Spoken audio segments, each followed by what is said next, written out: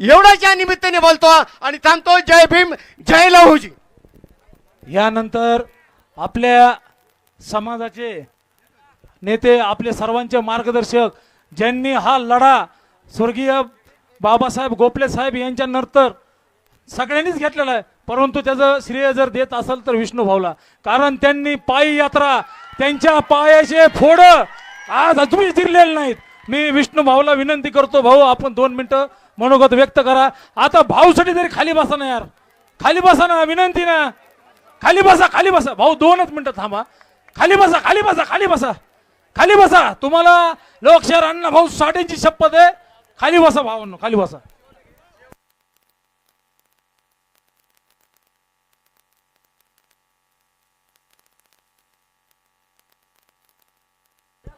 स्टेजच्या पाठीमाग उभा असलेले सर्व बांधवांना विनंती आहे, पुढे या. भाऊचे मनोगत व्यक्त करायचे, पुढे या, 2 मिनिटं पुढे या.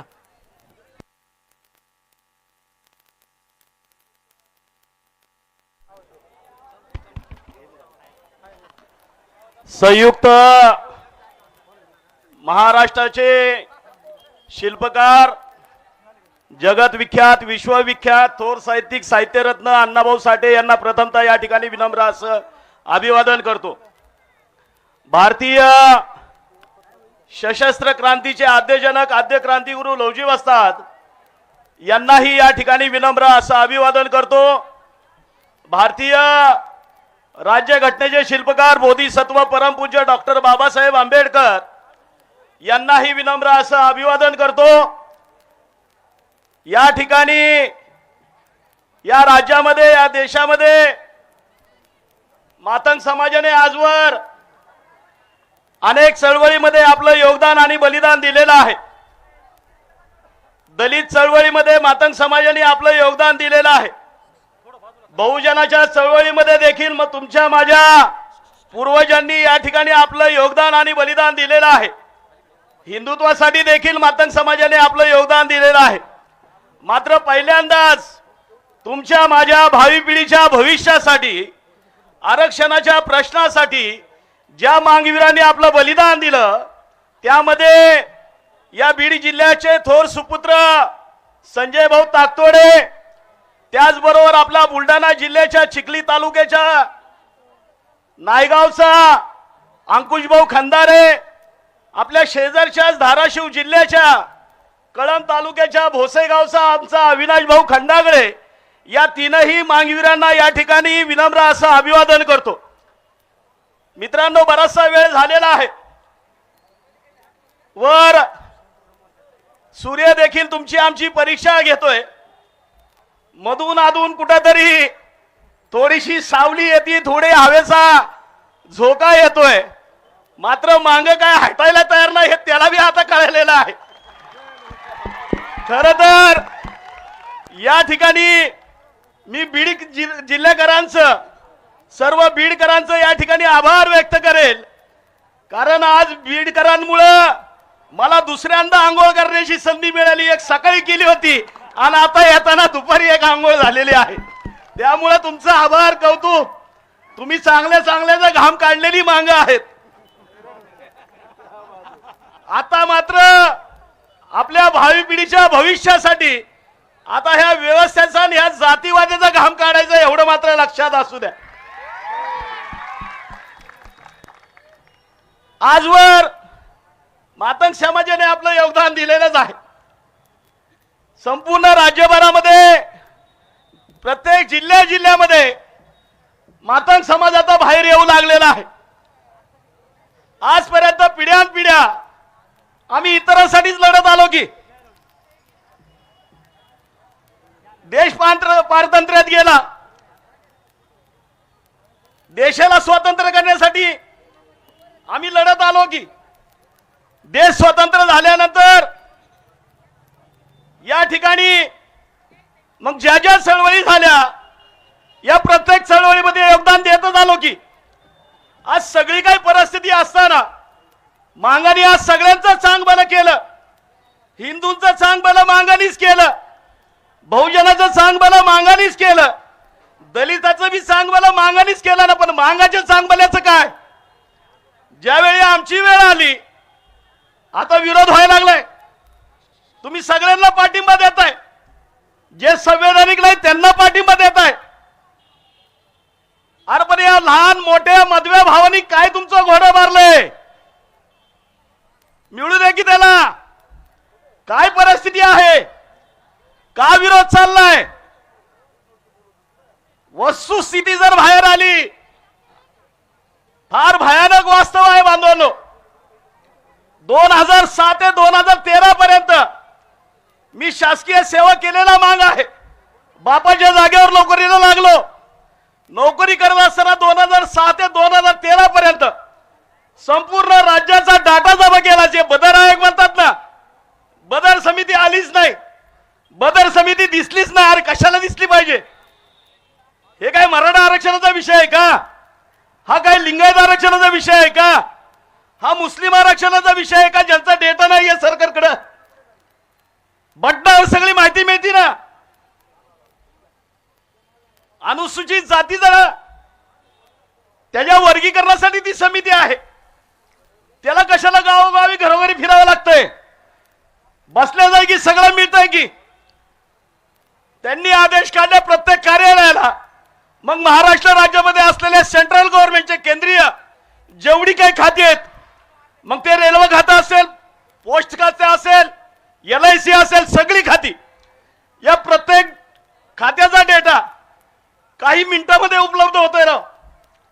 महाराष्ट्र शासनाची सगळी खाती काही वेळामध्ये तो डेटा उपलब्ध होतोय. प्रत्येक क्षेत्रातला, अगदी राजकीय असेल, शैक्षणिक असेल, शासकीय नोकरीतला असेल, याचा वाटा कुणाला किती मिळालाय, काय वेळ लागतोय, कशाला कुठे गेलं पाहिजे, योजनांचा डाटा, मग त्या केंद्रीय योजना असतील, राज्य सरकारच्या असतील, तो जमा व्हायला काय वेळ लागतोय? माझ्यासारख्याने मी शासकीय सेवेमध्ये असताना कुठल्याही राजकीय पदावर नाही, ना आमदार, ना खासदार, ना मंत्री, ना कुठल्या खात्याचा मोठा अधिकारी. मात्र 2013 ते 13 पर्यंत जो अभ्यास मी केला, 2007 ते 2013 पर्यंत या महाराष्ट्र राज्यामध्ये 26 महानगरपालिका होत्या, 378 नगरपालिका, 36 जिल्हा परिषदा, सेंट्रल गव्हर्नमेंटची खाती, स्टेट गव्हर्नमेंटची सर्व खाती, सर्व डाटा जमा केला. कुठला डाटा जमा केला की अद्यापर्यंत 2007 ते 13 पर्यंत मग या अनुसूचित जातीच्या 59 जातीच्या कोणत्या कोणत्या जातींना, मग वर्ग 1 असेल, क्लास 1 अधिकारी असतील, क्लास 2 असेल, क्लास 3 असेल, जे आरक्षणाच्या माध्यमातून इथं वाटप झालेलं आहे, कोणत्या कोणत्या जातीला किती मिळाले, याचा 13 पर्यंत मी अभ्यास केला बांधवांनो. मग ती केंद्राकडची खाती असतील, राज्यातली असतील, तुमची जिल्हा परिषद असेल किंवा नगरपालिका, महानगरपालिका, नगर परिषदा, सगळा हा डाटा जमा केला. महाराष्ट्र राज्यामध्ये त्यावेळेस 21 विद्यापीठ आणि 2672 कॉलेजेस, त्याचा सगळा डेटा जमा केला. 2672 कॉलेजमध्ये डेंटल कॉलेज असेल, मेडिकल कॉलेज असेल, लॉ कॉलेज असेल, कॉमर्स कॉलेज असेल, असे 2672 कॉलेजेस. मग प्रथम वर्ष, द्वितीय वर्ष, तृतीय वर्ष तो सगळा डेटा जमा केला. कोणत्या कोणत्या जातीच्या विद्यार्थ्यांना ऍडमिशन मिळालेलं आहे, काय वेळ लागतोय? तुम्ही 10 रुपयाचं पत्र इथं पाठवलं, जिल्हा अधिकाऱ्याला पत्र दिलं की या ठिकाणी जिल्ह्यामध्ये असलेल्या सर्व खात्यातला आरक्षणाच्या माध्यमातून अनुसूचित जातीचं जी या ठिकाणी भरती झालेली आहे ते आम्हाला माहिती द्या, वर्ग 1, वर्ग 2, वर्ग 3 ची. तुम्हाला 10 रुपयाच्या माहितीच्या अधिकाऱ्याच्या कागदावरती तुम्हाला इथला डेटा मिळेल. समाज कल्याण खात्याला जा, मग त्या ठिकाणी समाज कल्याण खात्याची कर्मचारी त्याची आकडेवारी मिळेल. केवळ शिक्षणामध्ये, नोकरीतला नाही तर योजना, आमची लोक आता सध्या दादा भाऊ शिक्षणातल्या, नोकरीतल्या आणि काही राजकीय आरक्षणाच्या संदर्भात बोलतात. अरे बाकीचं का नाही बोलत? केंद्राची योजना का नाही बोलत? पेट्रोल पंपावर आरक्षण आहे का नाही? किती लोकांना माहिती आहे? पेट्रोल पंप 100 पेट्रोल पंप महाराष्ट्रासाठी मंजूर झाले, त्यातला 13% नुसार 13 पेट्रोल पंप वेगळे करावे लागतात. मग आजपर्यंत किती मांगरला पेट्रोल पंप मिळाले? यातला कोण पेट्रोल पंपवाला आहे का? गॅसची एजन्सी आहेत का? अरे निदान योजना तरी. आमच्यावरती शिक्का मारलाय, शिक्षण घेत नाही. ठीक आहे ना, आम्ही सगळे अडाणी आहे, पण या योजनासाठी तिथं शिक्षणाची कुठं अट आहे? तुमची दादासाहेब सबलीकरण योजना महाराष्ट्र शासनाची 2005 ला सुरू झाली. 2.5 एकर बागायत आणि 2.5 एकर जिरायत 2005 ला निर्णय झाला. लाखो एकर जमीन वाटली. आणि मग ती जमीन वाटत असताना तिथं काय तुम्हाला कागदपत्र द्यायची होती? अनेक योजना आहेत. मग जमीन कुणाकडे असेल तर ट्रॅक्टरची योजना आहे. शासन तुम्हाला ट्रॅक्टर देतं, 100% अनुदान आहे. जमीन असेल तर विहीर खोदायला शासन पैसे देते. विहीर असेल, पाणी काढता येत नसेल, मोटारीसाठी शासन पैसे देते. मोटारी लागल्या, पाणी पोचवायचं लांबपर्यंत, पाईप शासन देते. आहेत ना योजना? मग त्या योजनाचं वाटप त्याच्यावर का नाही बोलत? तुम्हा सगळ्यांना माझी विनंती आहे की आपण सर्वांनी आपापल्या जिल्ह्यामध्ये, तुमची नगरपालिका असेल, नगर परिषद असेल, पंचायत समिती असेल, जिल्हा परिषद असेल, या प्रत्येक ठिकाणी 10,000 रुपयाचं एक पत्र द्या, अर्ज द्या. आरटीआय मध्ये माहिती मागून घ्या की बाबा रे, ज्या काही समाज कल्याणच्या खात्याच्या माध्यमातून ज्या योजना या आमच्या 59 जातीसाठी आहेत त्याचं वाटप कुणाकुणाला किती केले माहिती घ्या ना. नुसतं शिक्षण नोकऱ्या नाही. दादासाहेब सबलीकरण योजना, पॉवर टिलरची योजना, तिथं काय अटी ठेवल्यात?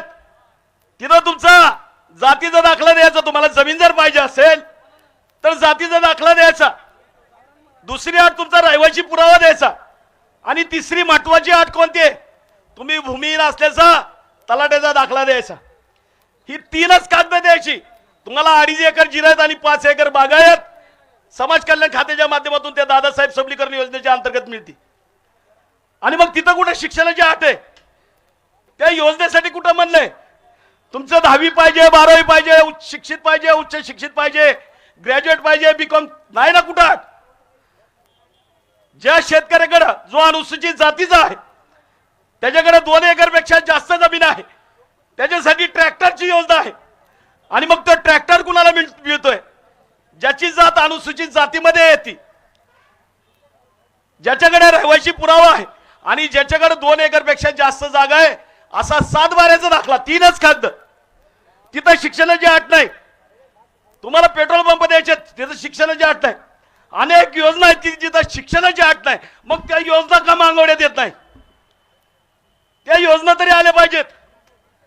अनेक जण या ठिकाणी विविध प्रश्न घेऊन, मला आश्चर्य या गोष्टीचं वाटतंय.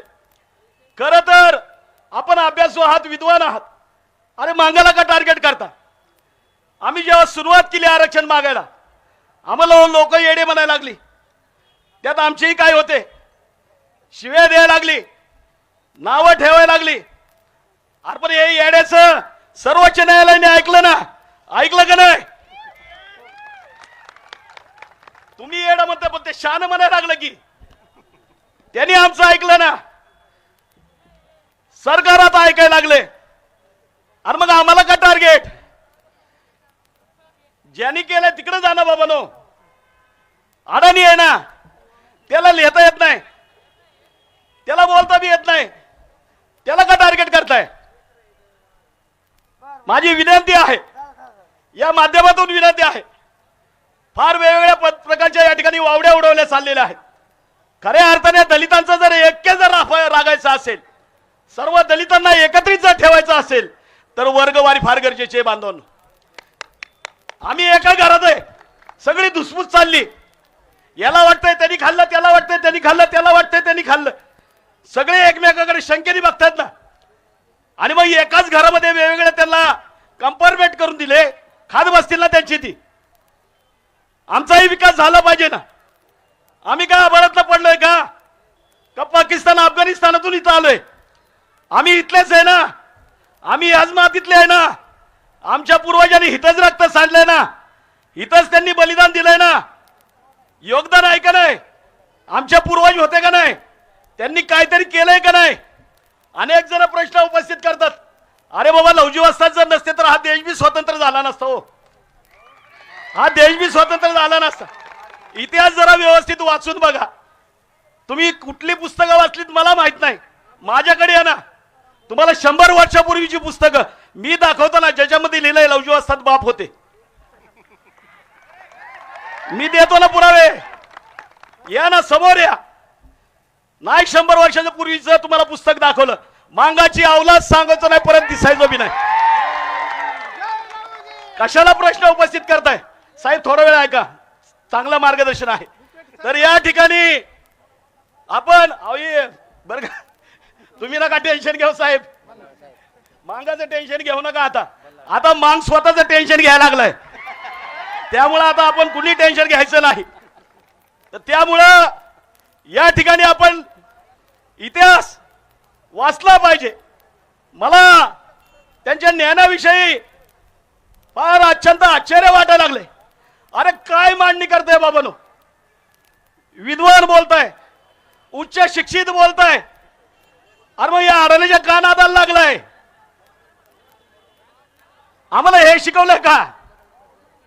आता मी त्या खोलात जाणार नाही.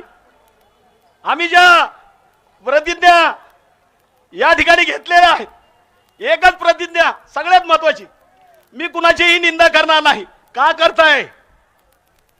का निंदा करताय?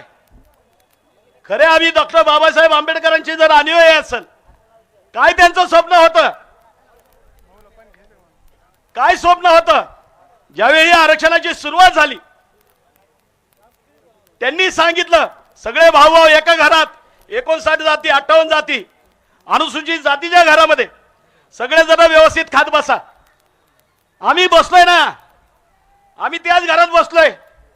केंद्र असेल, राज्य असेल, जिल्हा परिषद असेल, पंचायत समिती असेल, सगळ्या योजना घरात आहे ना, पोती भरून ठेवलेत. अरे पण त्या पोत्यातलं या मांगाला काय भेटतंय का नाही बघा ना बाबानो. कुणीच बघायला तयार नाही. मी ते खोलात जाणार नाही, नंतरचा मी काळ सांगणार नाही. आपण त्याचा विचार केला पाहिजे. आपण विद्वान आहात, आम्ही त्याच घरात आहे ना. आपण खायलाच भेटत नाही, करायचं काय? आमच्या पूर्वजांनी योगदान दिलंय ना बाबा. आम्ही काय आभाळातनं पडलेली जमात थोडी आहे. आम्ही इथलेच भूमिपुत्र आहोत ना, ह्याच मातीतले आहे ना.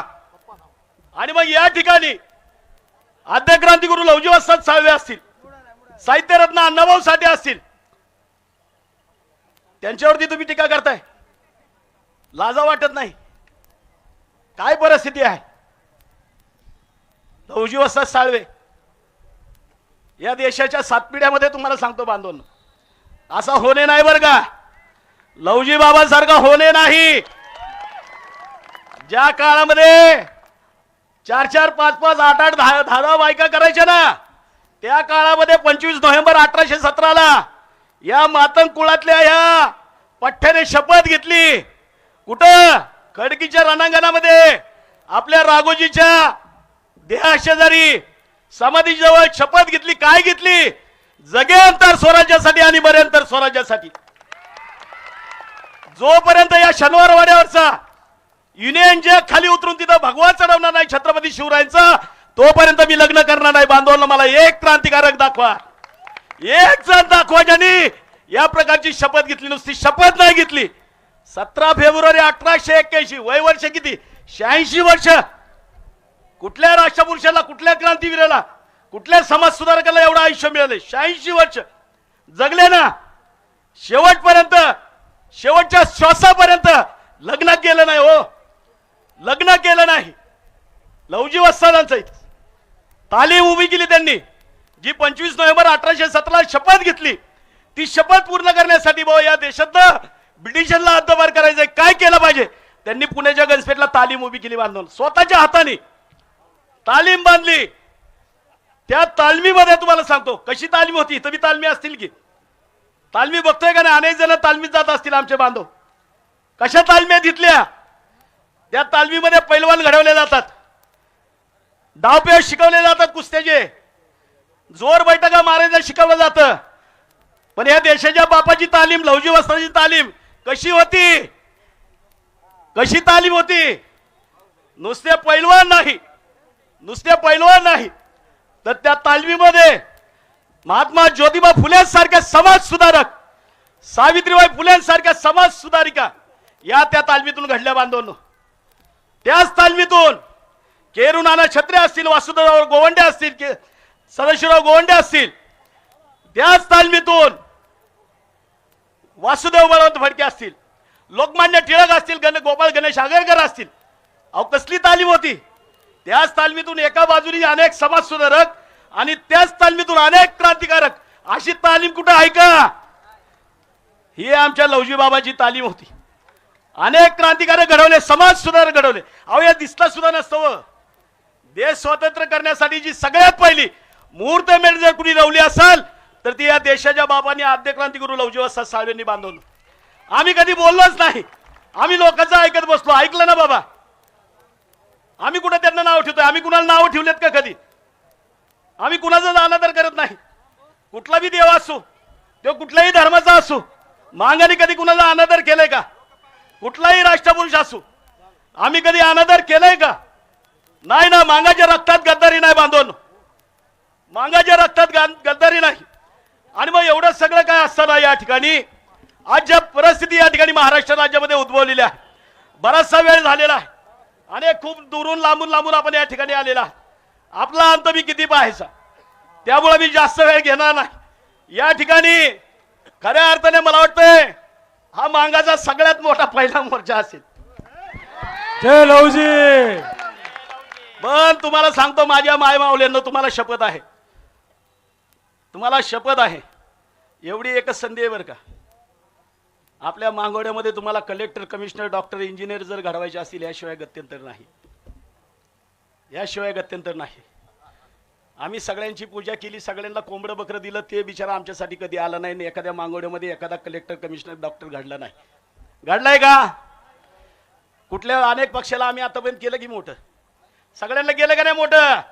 मांगाचीच माताची भीती दिली का नाही त्यांना? किती लोकांना भीक दिली? सगळ्यांनाच दिली की. आलंय का कुणी? नाही आलं.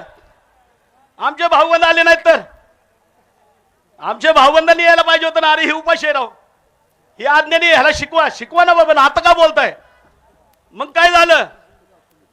भावांनी ऐकलं ना, आम्हाला शेवटी बापाकडे जावं लागलं. कुठं? संविधानाकडे. बापांनी निर्णय दिलाय का नाही? बाबासाहेब आमचे बाप आहेत का नाही? त्यांनी निर्णय दिलाय ना. आता वाटणी झाली पाहिजे, सगळ्यांना मिळालं पाहिजे. कुणाचा निर्णय? संविधानाचा निर्णय, सुप्रीम कोर्टाचा निर्णय. त्या निर्णयाचा आपण आदर राखला पाहिजे. या ठिकाणी तुम्हाला सगळ्यांना माझी कळकळीची विनंती आहे. हा शेवटचा मोर्चा नाही बरं का. हा पहिला मोर्चा, एवढं लक्षात असू द्या. आता कोयते फेकून देण्याची ही पहिली वेळ आली बरं का. मी ज्या पुण्यात येतोय ना, तिथं कोयते गँग लय फेमस आहे, माहिती आहे का? हा. आणि अनेक जिल्ह्यामध्ये कोयत्याची दहशत आहे. पण ह्या जिल्ह्यातल्या कोयत्याची दहशत का नाही राव? सगळ्यात जास्त कोयते इथंच आहेत का नाही? बीडमध्ये सगळ्यात जास्त कोयते इथंच आहेत का नाही? अरे 72% मांगाच्या हातात कोयता आहे रे बाबानो. 72%. जे 100 जे आहेत ना मजूर जातात ना ऊस तोडणी करायला, त्यातला 72% मातंग समाज आहे, मांग समाज आहे. वीट भट्ट्यावरती 90% माझा मातंग समाज आहे बांधवनो. शेतामध्ये मजुरी करायला तिथं 80%च्या वर मांगच आहे. ती की तुमच्या शहरामध्ये, नगरामध्ये घाणगाड्याला मांगच आहेत ना बाबानो. येऊ दे ना आमचे बी दिवस. आता कोयता आपल्याला फेकून द्यायची वेळ आलेली आहे. आपल्या भावी पिढीच्या हातात जर तुम्हाला कोयता द्यायचा नसेल, माझी पाया पडून तुम्हाला विनंती आहे बांधवनो, स्वस्त बसू नका. जेव्हा जेव्हा इथले आयोजक तुम्हाला बोलवतील, वेळ कुठली का असना, ऊन असू, वारा असा, पाऊस असू, काही असू, तुम्ही बिलकुल कुठली हायगाई करायची नाही.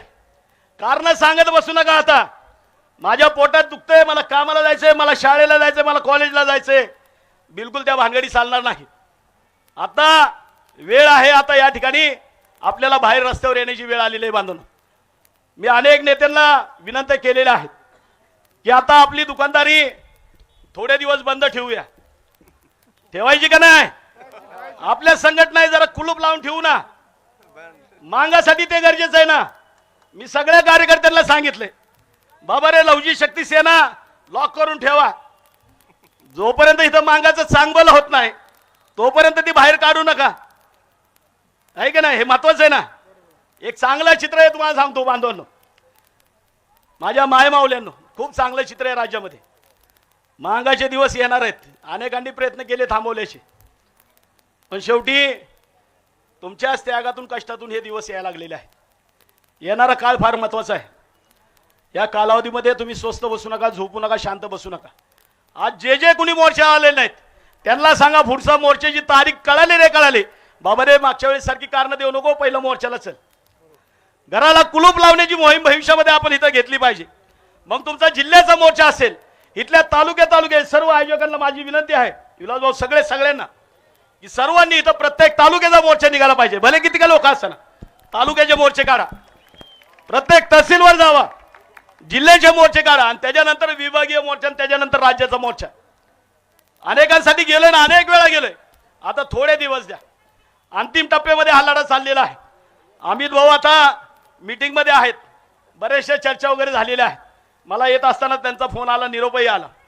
इथं मगाशी त्यांनी आपल्याला संबोधित देखील केलेला आहे.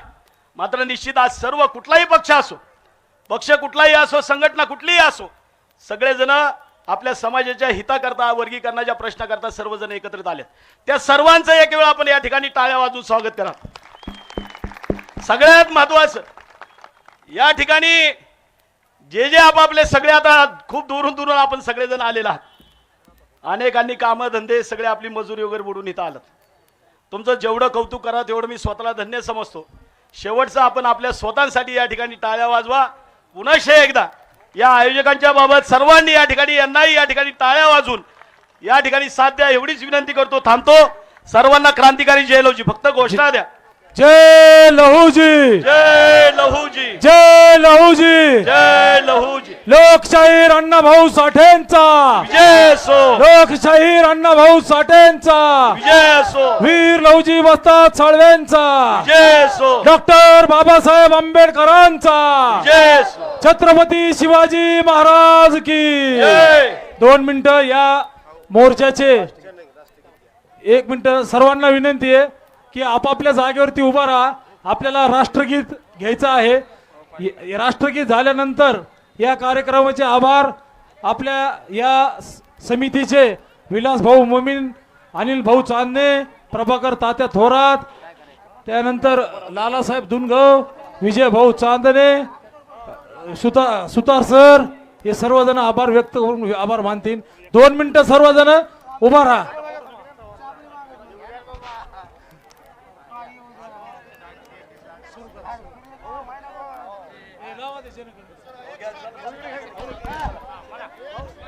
एक साथ राष्ट्रगीत शुरू करेंगे. शुरू कर.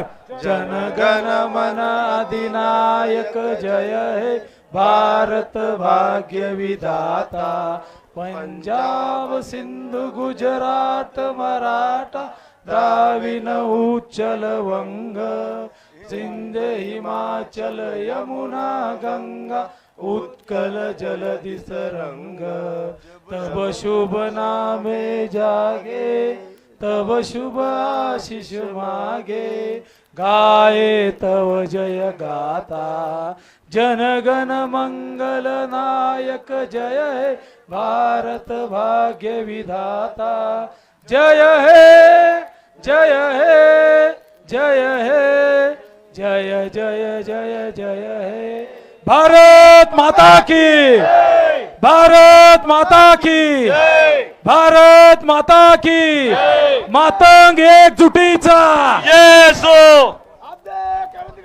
या ठिकाणी विजय असो. मित्रांनो एक मिनिट थांबा. या ठिकाणी सर्व बीडकरांचा या ठिकाणी आज होत असलेल्या मातंग क्रांती मोर्चाला उपस्थित असणारे सर्व नेते, समाज बांधवांनो, या उन्हामध्ये होरपळत असलेल्या समाज बांधवांनो, पोलीस प्रशासन, पत्रकार बंधू, आपण या ठिकाणी सर्वांनी सहकार्य केलं व उपस्थिती दाखवल्यामुळं या ठिकाणी आभार व्यक्त करतो आणि कार्यक्रम संपला असं जाहीर करतो.